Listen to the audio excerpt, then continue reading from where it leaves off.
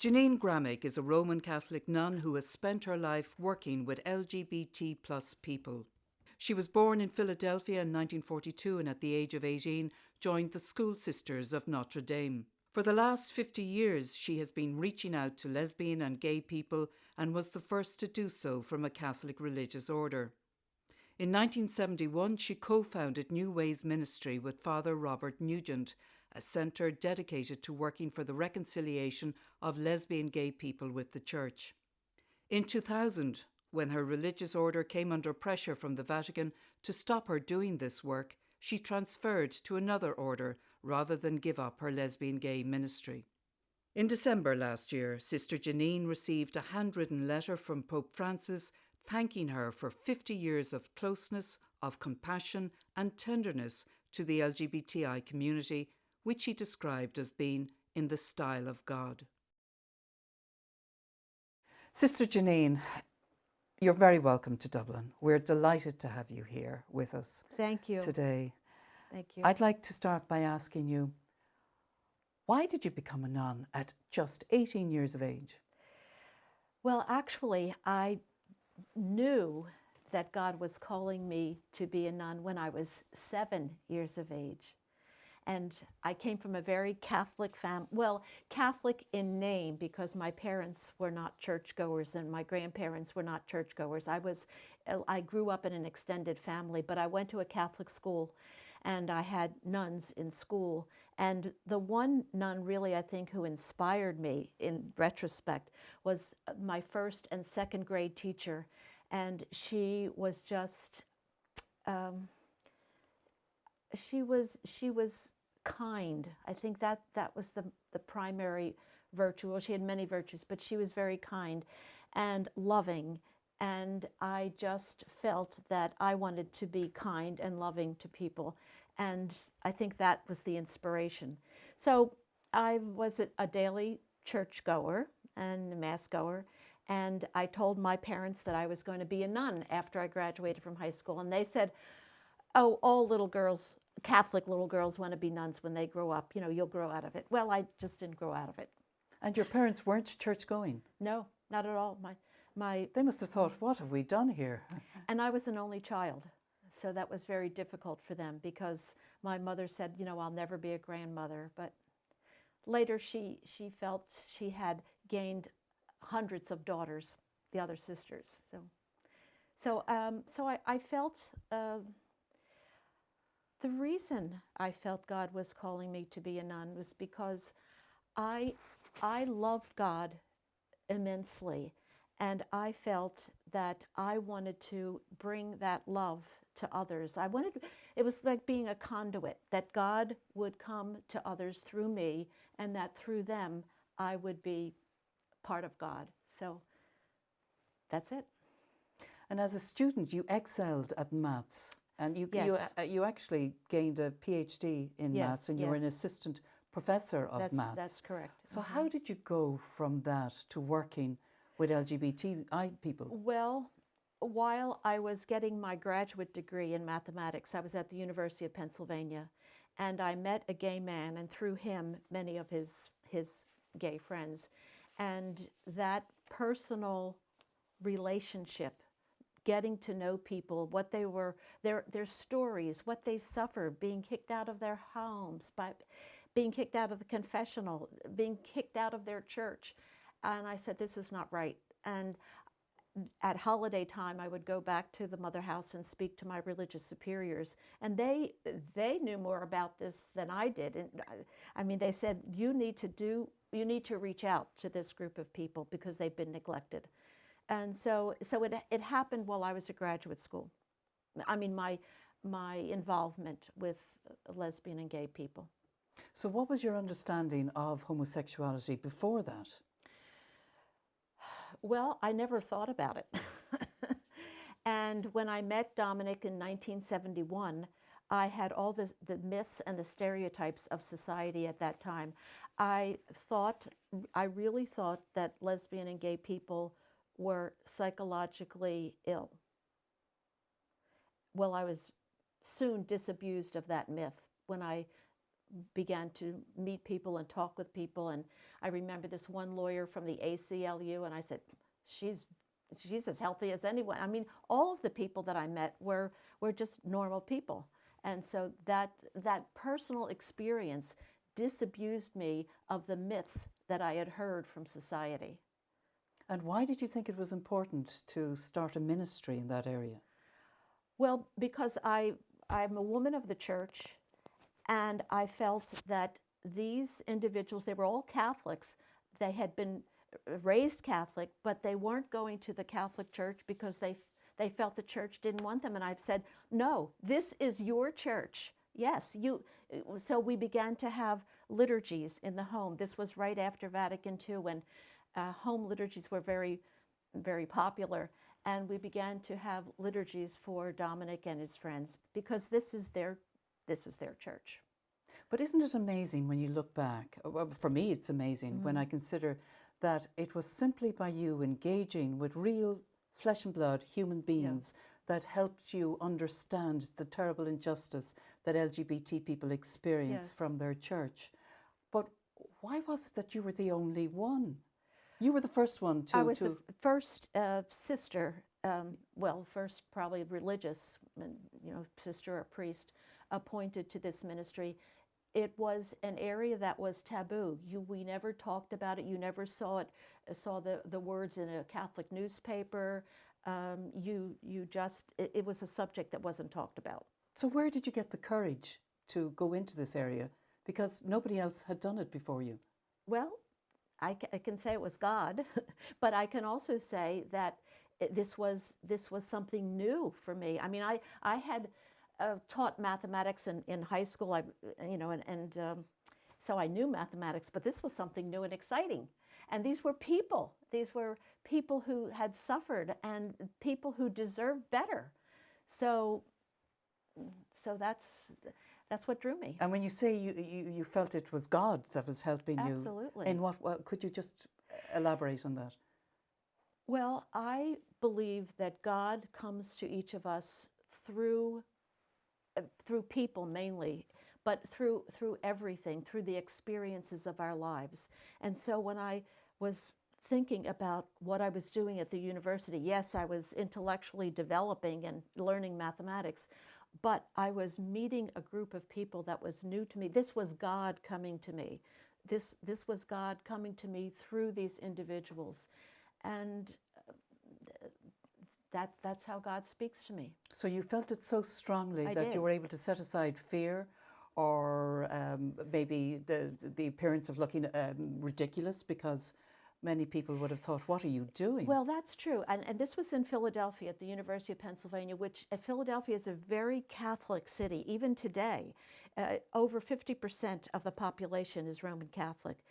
There was an article that was in the newspaper about this nun meeting with gays at the convent. And I was very surprised. I received a couple dozen letters as a result of this article. And in conservative Philadelphia, these letters were running 2-to-1 in favor of what I was doing.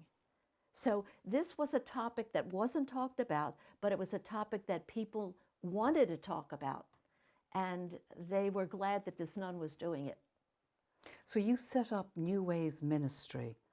Tell me about that. How did that happen? Well, that happened a little later because after the university I went on and I taught mathematics. But I taught mathematics for a number of years and also worked.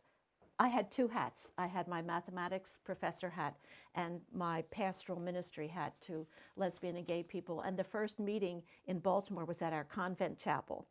But at any rate, when the community that I was in, the School Sisters of Notre Dame, had other sisters that were being trained to teach mathematics. And so when another sister received her PhD, she took my place at in the math department, and I was assigned to lesbian and gay ministry. And this is, I started it with Father Robert Nugent, and he was one of the priests in Philadelphia who was saying Mass for the gay community there. So we took the name New Ways Ministry from a pastoral letter that had been written by a bishop that said the church needs to find new ways to bring the truth of Christ to lesbian and gay people. So that was, new ways. It's wonderful. And we started this organization because we thought there was a need.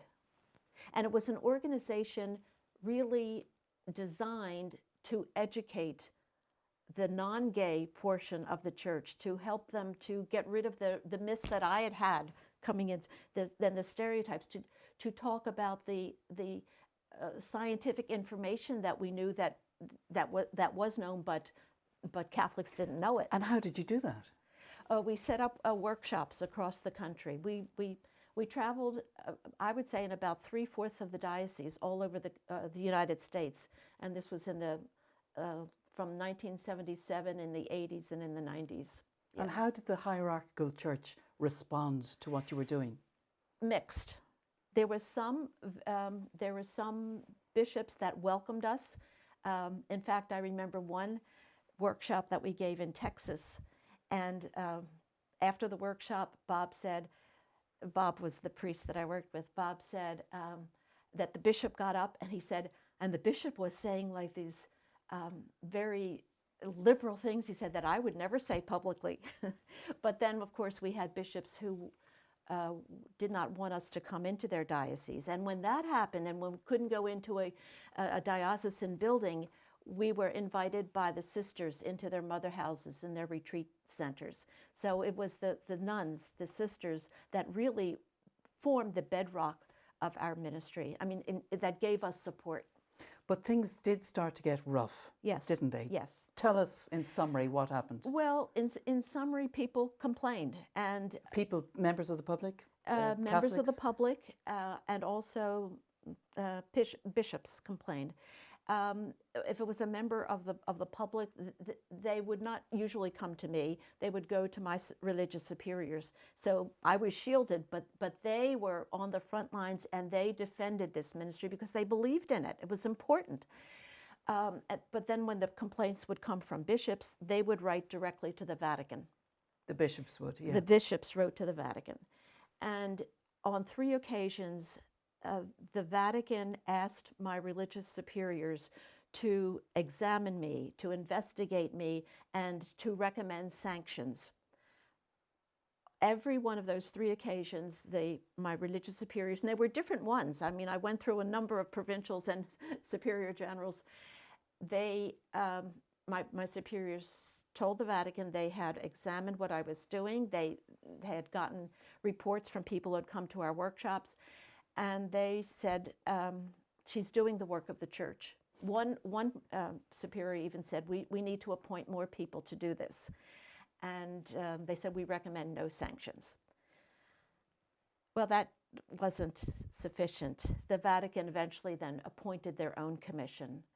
And that commission, it took a number of years to get off the ground, because, well, you don't need to know all the ins and outs, but eventually the culmination of that investigation by the Vatican Commission was that in 1999, the Congregation for the Doctrine of the Faith issued a document signed by Pope John Paul II saying that I and Father Nugent should no longer be involved in this ministry. And who was the head of the doctrine of the Congregation of Well, Faith? at that time it was Cardinal Ratzinger, who later became Pope Benedict XVI. Mm-hmm. So how did you respond to that? That was an instruction that you were to no longer do the work that you were doing. Yes. What happened? That was a very tough time, because here my superiors couldn't shield me anymore, you might say. And I remember I was depressed. I was very depressed. I remember friends trying to reach me on the telephone, and I couldn't pick up the phone, and I would hear the message being left on my tape machine, and I couldn't even call them back. It was a tough time. You said somewhere that you felt like a battered woman. I did feel like that image of being a battered woman came to me when I was called to the Vatican, to Rome, and I was told the the opinion being given by the doctrine of the faith, but they had issued the document to my superior general, and she delivered it to me. So I was sitting in her office, and as she read it, and what the image that came to my mind was this image of a battered woman. And I've never been physically abused at all. I came from a very loving home, and but psychologically, I felt the years and the years of questioning something that was good that the church should be doing. I did feel very fragile. Did you ever have a moment where you questioned your faith? Did you ever think this church is really doing harm to people? It is not an instrument of good. It's supposed to be a sign pointing to Jesus Christ.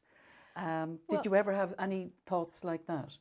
Well, I certainly felt and still feel that our church is not doing what it should be doing, but I have never felt that that I should leave my church. The way I think of that is the way I think of family. I have wonderful people. My parents are now deceased, but I have wonderful cousins that I love dearly. But we don't agree, you know. But I would never ignore them or never put myself outside of them.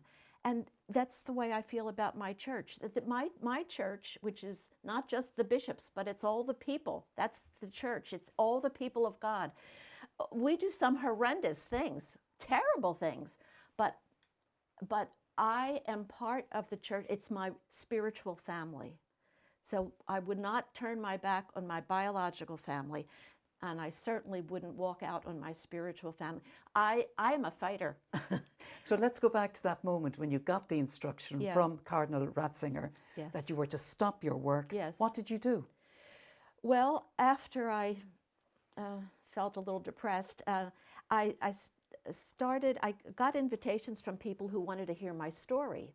So I went around the United States, like I was on a speaking tour, and I just told my story of what had happened, of my reaching out to LGBT people, and then what the Vatican was, what they thought of it.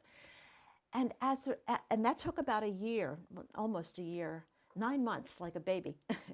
And at the end of that time, I could feel myself getting stronger and stronger and stronger. And it's just as I had that image of the battered woman, what happens to that battered woman when she starts to tell her story? She gets more courage, and she's ready to stand on her own 2 feet. And so I was ready to stand on my own 2 feet. So, but after 9 months, the Vatican sent another letter to my religious superiors because they had heard about my going around the country and speaking. And this time they said, no, the first directive was, you can no longer be in this ministry. So I was obedient. I wasn't in the ministry. I was just telling my story. The second time, the second letter from the Vatican was, you may not speak about what has happened to you. Complete silence, you know. And I thought about that, and the battered woman gaining her strength. And I basically said, I will not subscribe or comply or be complicit in my own obstruction. I will raise my voice. So my religious superiors who loved me dearly and were very concerned, but they said, you know, if you continue in this ministry, and that's what I had discerned in this year. It was a year of discernment. I discerned that the lesbian and gay community, at that time, 1999, 2000, we didn't have too much knowledge or information about transgender people, but that this group of people who have been neglected by the church, they need someone to have a voice. If they are not heard, then I am going to raise my voice for lesbian and gay, bisexual, transgender people. So I told my religious superiors that was my decision. And you know, to their credit, they said, you know, this is your choice. You have to make, and that's another lesson I learned. Not putting my decisions on other people, like I was forced to do this. No, we make our own decisions. You know, even when we make a decision out of fear, it's our decision. You know, that may have been the motivation, but we make the decision. So I made the decision that I was going to continue to be an advocate for LGBT people. And my religious superior said, well, if that happens, you know, we're going to have to dismiss you from the community. And that was very painful for them to say. And I said, well, I will transfer to another community. And they kind of didn't think there would be another community that would take me. But I did. I had offers from 3 different communities to join them. And so I transferred to the Sisters of Loretto. They're also a papal congregation, meaning they're subject to the Vatican. And when I did transfer to the Sisters of Loretto, they began to receive letters. More letters from Cardinal Ratzinger? Yes. No, they received letters. He was at the Doctrine of the Faith. They began to receive letters from the Congregation for Religious. Okay. Just saying that you should stop. Yes, and saying that if she continues, you are to try to persuade her to stop, and if she persists, then you should dismiss her. You know, so they got 9 letters, but they stopped really right before Pope Francis. There really wasn't Pope Francis that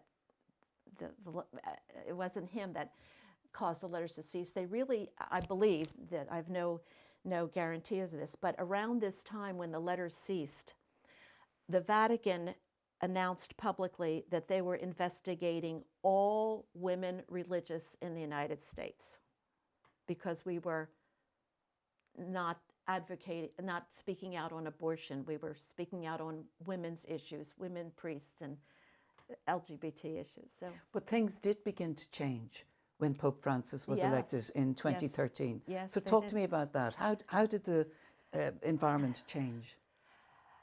Well, I think the environment changed because Pope Francis is a very pastoral person. You know, I believe our leaders that I disagree with theologically, like Pope Benedict, I believe he's a holy man. You know, I have to tell you a story. I met him on an airplane. Tell us about that. Oh, yes. Yeah. This was before 1999 when we got the ultimatum, but my superiors were very worried about me. And my provincial said, we need to go to Munich and we need to make a pilgrimage to Munich. And why Munich? Because that's where our superior general, the founder of the community, not the superior general, the foundress of the community was buried. So let's go to Munich at her gravesite, pray for a miracle, because she thought I was going to get excommunicated. Right.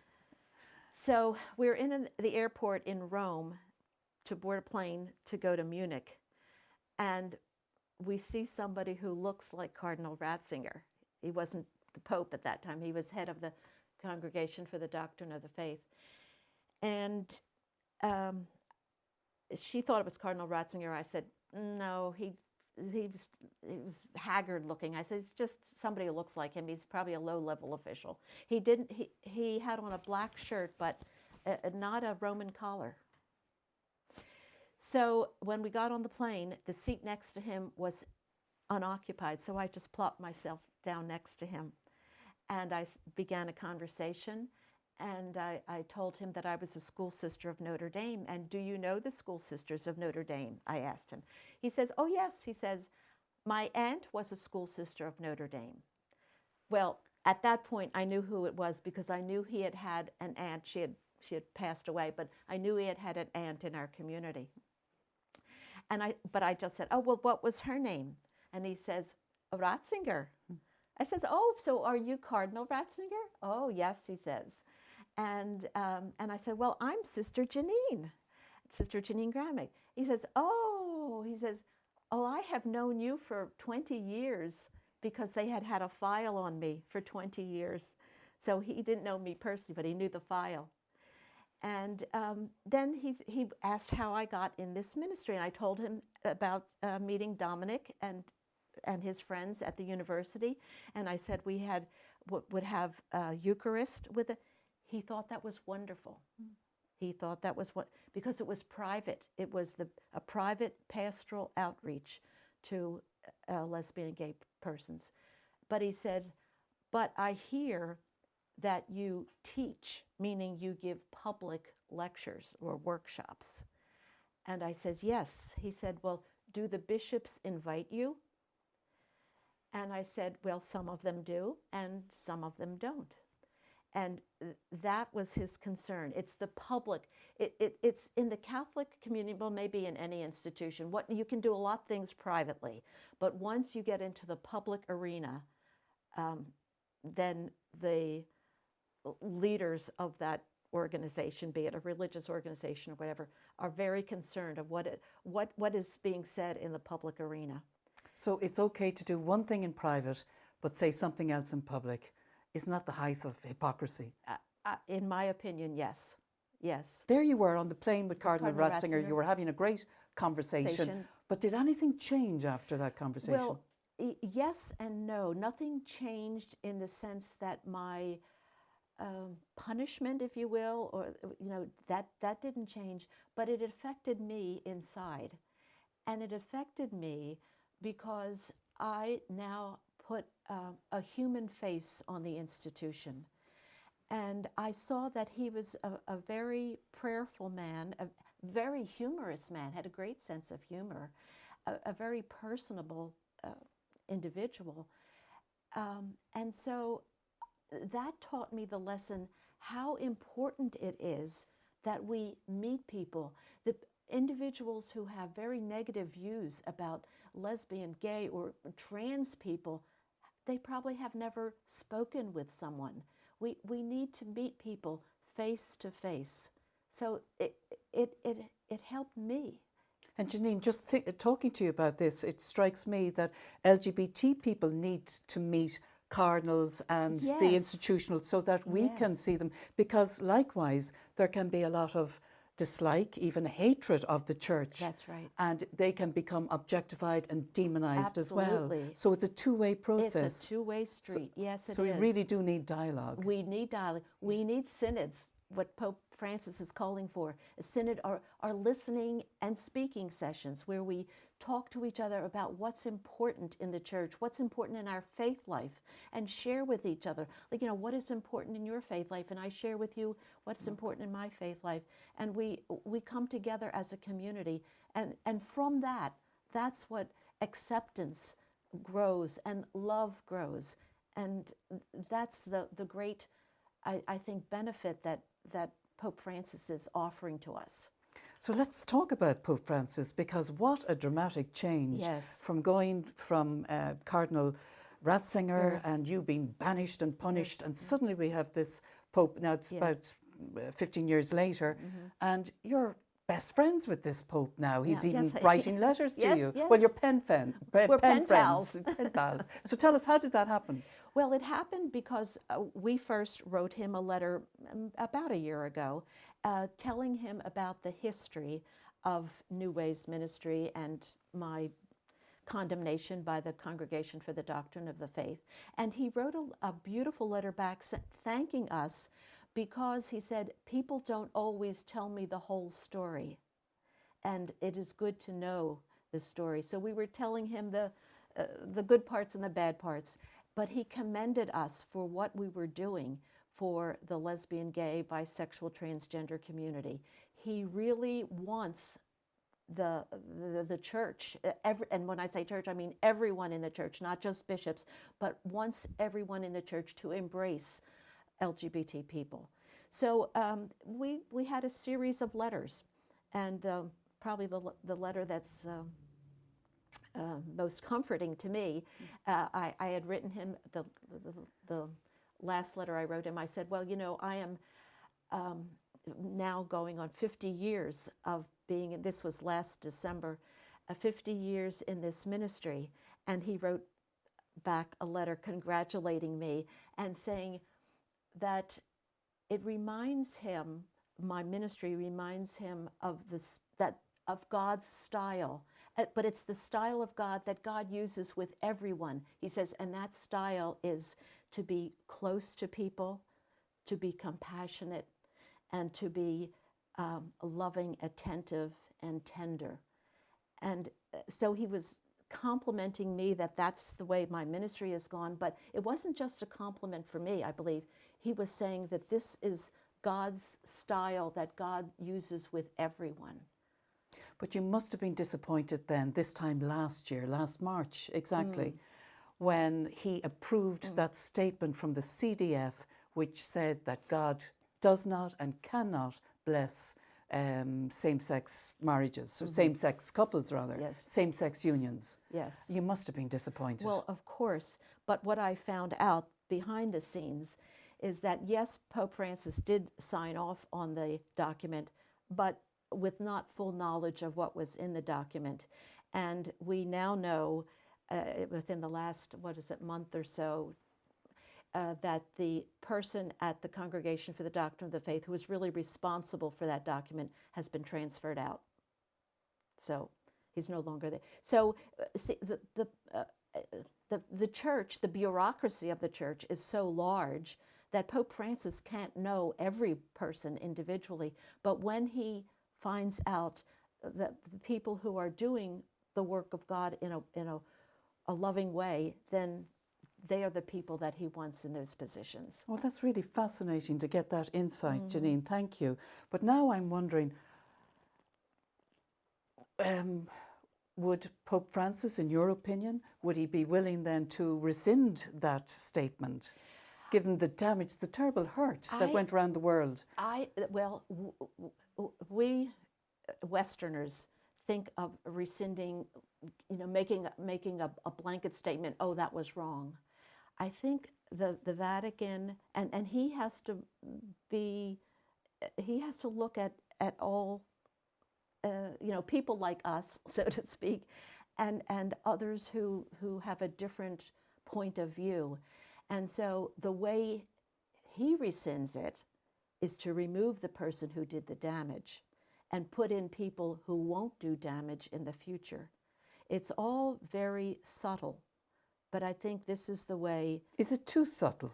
It's too subtle for us. Yes. But it's not too subtle for a worldwide organization. I mean, when you think that we have not only bishops, but Catholics in the pews, I use that expression, in the pews, in other parts of the country, in Africa or Eastern Europe, that are diametrically opposed to what you and I believe in about lesbian and gay people and transgender people. So, but Jeannine, isn't there a job of leadership there for someone like the Pope, who is the supreme legislative authority in the Church, to show leadership and to bring people and to take people on the journey that you have taken people on the journey, and at his level? Because somebody needs to show leadership, yes. because people are suffering as a result yes. of church teaching. And yes. you and I have just come from a global interfaith conference, a wonderful conference in London, and we heard the terrible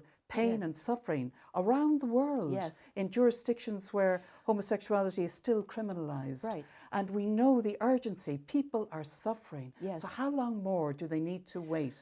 And Pope Francis would very willingly subscribe to those protections that we were talking about to safeguard LGBT people's lives. But someone, and that's our obligation, to bring those statements to him so that he can make the statements. So he can't think of everything. He needs help, and we are his helpers. So talk to me about your new book. You've edited a lovely book called Love Tenderly, yes. Sacred Stories of Lesbian and Queer Religious. Yes. Tell me the significance of that book. Well, I think the significance of it is that we have had lesbian sisters in religious life over the centuries, but again, it's a topic that has not been talked about. And people in general have a hard time putting together anything that like the word lesbian, they connect with sexuality, and they believe that if you have a vow of celibacy, that you're asexual. Well, there's no such thing. Well, I take that back. Some people are asexual, but most people are not. And most, with very few exceptions, religious that I have met are not asexual. They are predominantly heterosexual or predominantly lesbian or bisexual, but we haven't talked about it. And I think the importance of it is that we are now having sisters come forth who say, I am lesbian, and I'm going to tell you my story. So there are several dozen stories in there from lesbian religious who are, well, were, and some still are, very afraid. Not everyone put their name to their story. Some used pseudonyms, but some did use their names. So it's I think the significance is that we are of the book is that we are coming to appreciate and value and reverence our lesbian sisters, because they are devoted. They love what they are doing. They love their ministry. They love being of service to people, and their sexuality is important to them, but it's incidental to their ministry, because their primary calling is to be of service to people. So your book is about nuns, but of Yes. course we both know that there are many priests, bishops, yes, cardinals in the hierarchical church and Yes. the clerical church that are gay. yes. Could you ever see a book coming out where they would speak openly about their... Yes, and maybe we should, that would maybe should be our next book, but I just thought there's been so much written. There hasn't been a book of gay priests telling their stories, but a number of years ago, way back in the 80s, I guess, I did edit a book, and there were some stories by gay priests and some stories by lesbian sisters, but that was just a piece.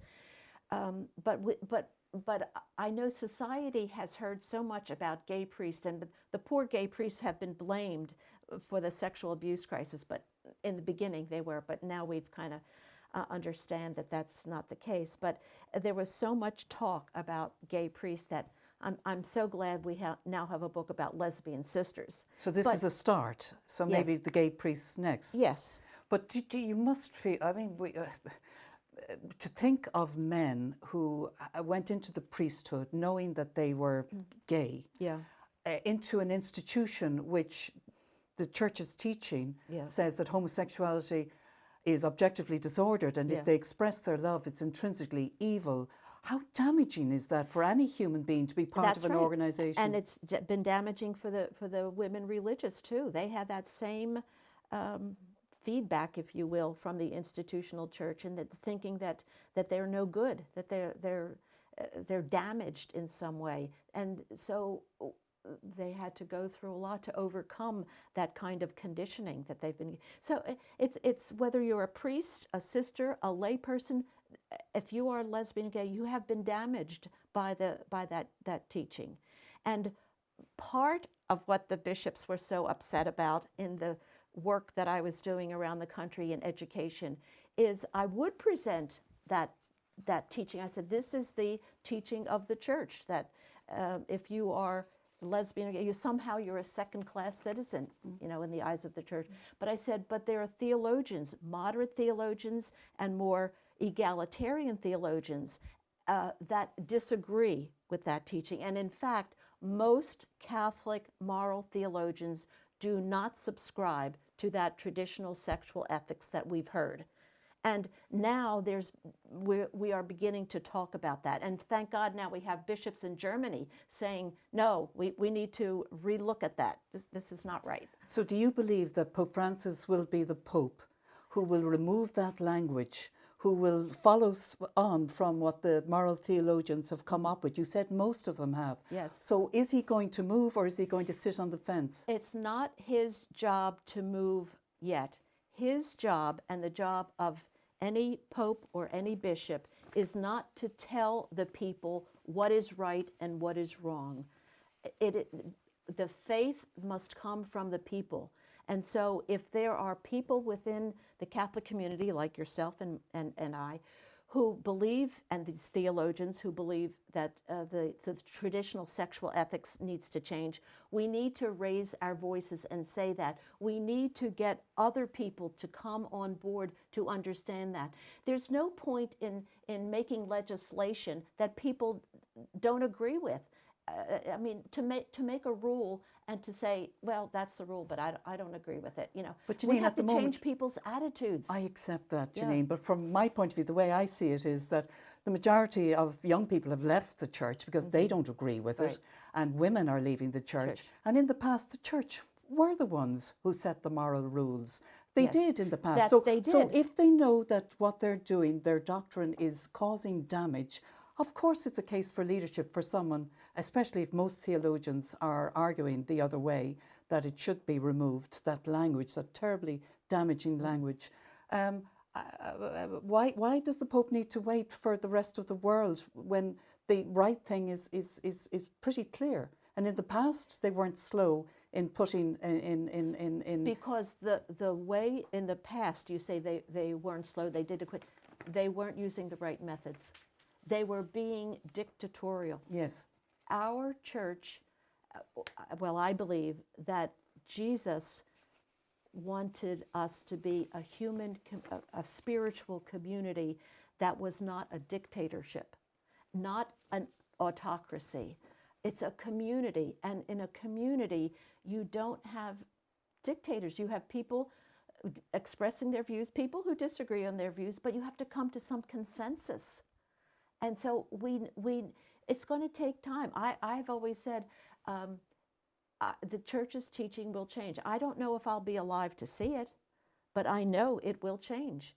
And those people who believe it will change have the obligation to go out and to preach it, if you will, to say our views, to explain to other people why the current teaching is wrong. The current teaching is based on procreation, and that's from the 5th century of St. Augustine. You know, we have so much more that we understand now from science, you know, and from people's experience. And people need to articulate their experience. They have to tell their stories. And when we take that into consideration, that is, I think, what will persuade people to say, oh yes, we're not going to, the sexual ethics of the 5th century is not the sexual ethics we want in the 21st century. And the church's teaching has changed over time. Augustine taught, and what Augustine taught was the teaching of the church at the time, that if a husband and a wife had sexual intercourse and did not produce a child by that act of sexual intercourse, they were committing sin. Well, we don't even, the official teaching of the church is not the official teaching now, but it still hinges on that procreation. And that is the hinge that we have to get rid of, because the hinge really, the true hinge is love. Is there love? Do I express love in my relationship, in my sexual actions with the person? If there's no love, it's not good. Well, can you see a day, Sister Janine, when LGBT plus couples will be able to marry in the Catholic Church? Well, some of them already are doing it. I know in Germany and Switzerland, the German-speaking countries in Europe, there are already blessings of same-sex unions happening. Well, even in the United States, although it's not very public, but it's happening. But not marriages, just blessings. They're blessings. But can you see a day when Yes, LGBT plus will be fully equal with their heterosexual brothers and sisters? Yes, I do, because those theologians who we call the work on the sacraments, sacramental theologians, I don't know the theology of sacramentality that well, but yes, I can see a day. Mm-hmm. And just looking to the future, what sort of church do you think the Catholic Church will be in 10 years' time, in 20 years' time, in 30 years' time? Well, will it be around? Oh, it certainly will be around. I mean, I know in my studies at the university, I had wonderful professors, and some of them were atheists who admired the Catholic institution because they said it has perdured through centuries. It will be around. But I don't know how long it will take. Well, it probably will take till the end of time. We will not be perfect until the parousia, until we have the second coming of Christ. But in the meantime, we have an obligation, we have a job to do. And our job is to make the community as good and as loving and as like a listening community, the way that Jesus would want it to be, the way that Jesus walked this earth and he went about healing people and loving people. And that's our job, to heal, to soothe the wounds. There will always be sorrow in the world and sorrow in people's lives, and our job is to smooth the way. Now, at the beginning of the interview, we spoke about your faith and you becoming a nun at 18 years of age. You're coming up to a milestone birthday now, aren't you? Yes, 80. 80, Yes. my goodness. So tell me, has your faith changed? Has it significantly changed? I don't know. I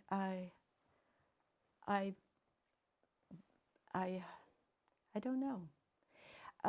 Is it stronger? I don't know. I sometimes look back and I think I had the faith of when I was young, that maybe it was stronger. And I think that only because I'm such an activist, and I sometimes think my prayer life is not as full as it should be. I pray every day, certainly for Pope Francis. He's the first one I pray for because he has a tough job.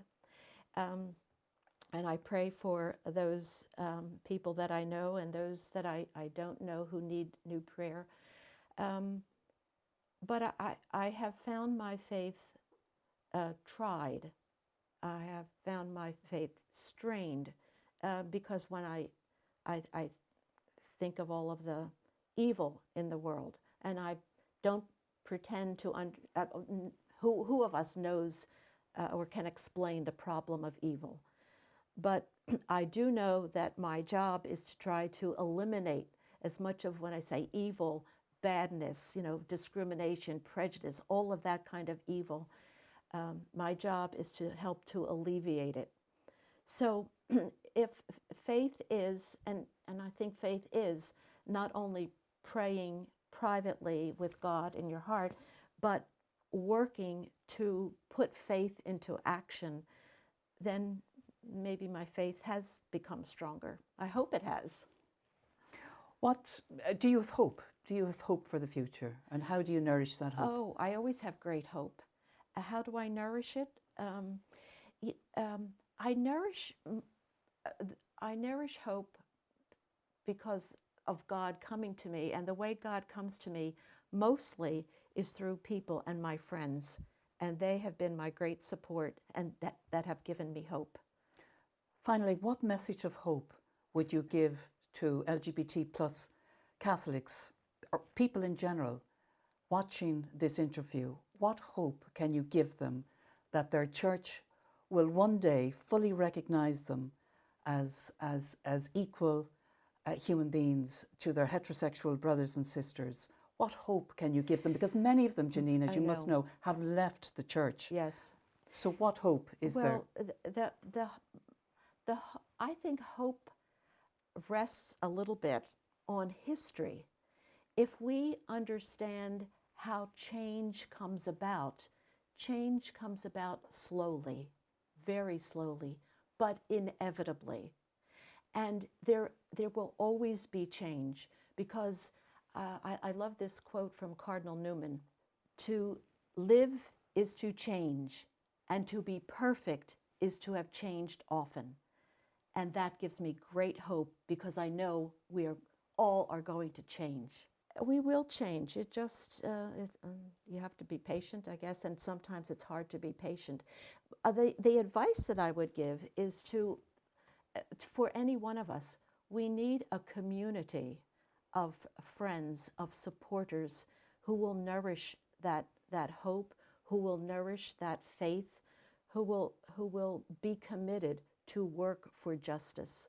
So my hope is that all of us will have support through a community. So your message to LGBT plus Catholics would be to hang in there, to do the work on the ground for justice, to see the church as a family where you have disagreements like you discovered, yes, and to work towards resolving that absolutely, in a spirit of love and love, understanding and tenderness. Oh, definitely, yes.